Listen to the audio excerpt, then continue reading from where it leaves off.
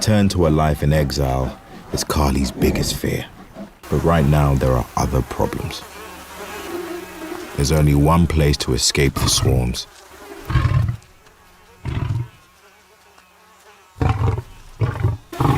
Carly is suffering. Surely they'll let her up. Only one way to find out. The tree is by invitation only. Rejection only strengthens her resolve.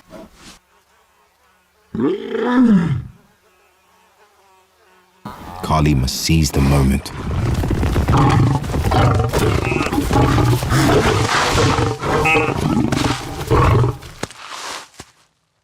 The sisters saw her triumph. At last, Carly has been forgiven.